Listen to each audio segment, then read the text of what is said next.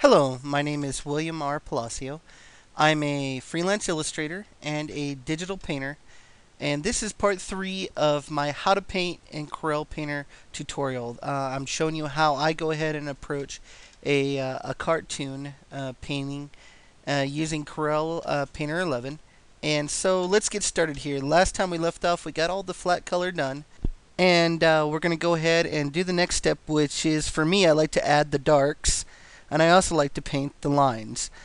Okay, so let's start off with the skin, and what I'm going to do is, I already have this layer blocked in underneath the line art. So what I'm going to do is I'm going to go ahead and right click on this, and I'm going to duplicate that layer. Then I'm going to go back down to the first layer, lock it, and then the layer above it that's not locked, I'm back on the copy of the skin layer. Now I'm going to come up here where it says Preserve Transparency, and I'm going to click that. Now what that does, watch, and I'll go in here, here's the skin, and I'm going to get a blue color so you can see this, and I can draw straight across here, and the only place that blue shows up is on the skin. And that's the most important reason why we went ahead and blocked in our colors first, because now we have kind of a layer mask that we can go in there. We don't have to worry about painting on any other element of the picture. We can just go in here and paint.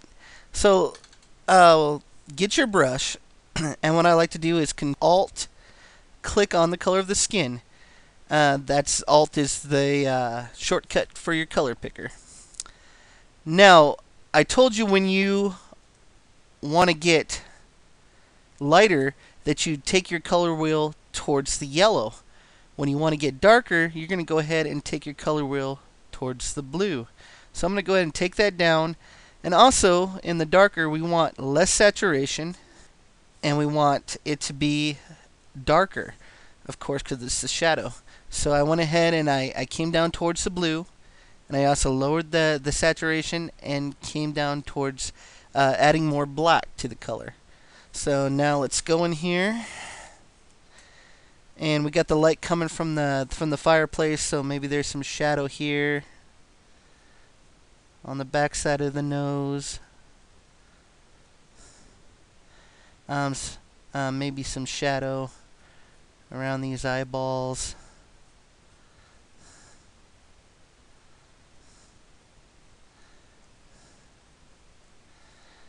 Some here on the ear. What I'm trying to do is do the core shadows here.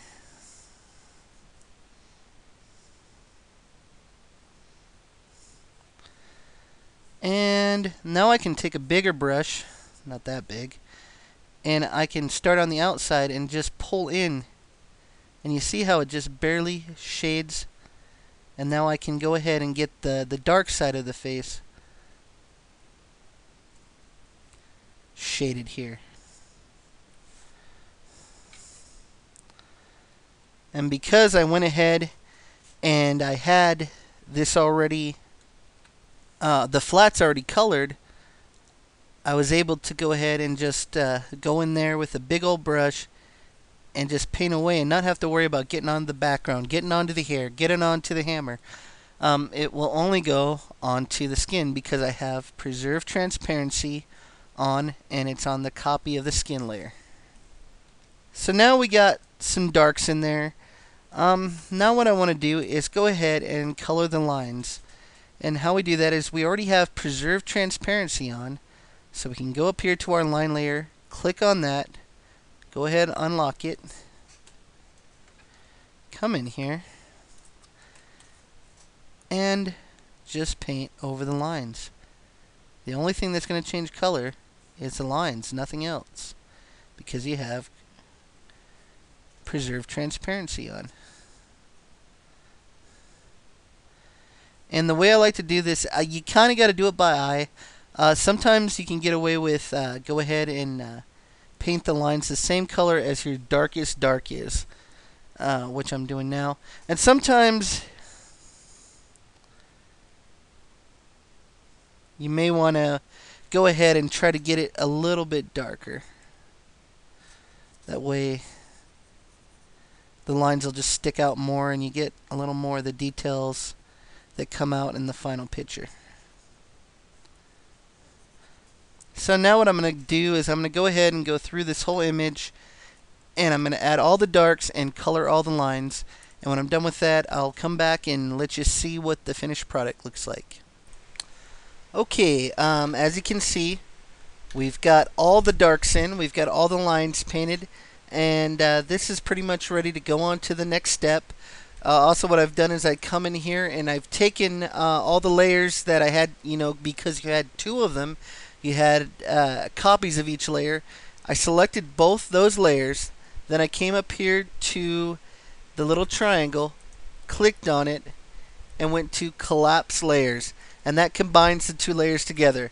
So now again I only have one layer for each element, and we're all ready to go to the next step of painting. Thank you for watching my videos. Again, my name is William Palacio, freelance illustrator.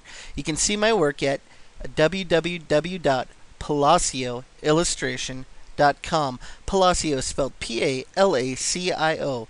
Alright, stay tuned for part 4 of the video, and we'll get this image all finished up and ready to go on the net. Thank you.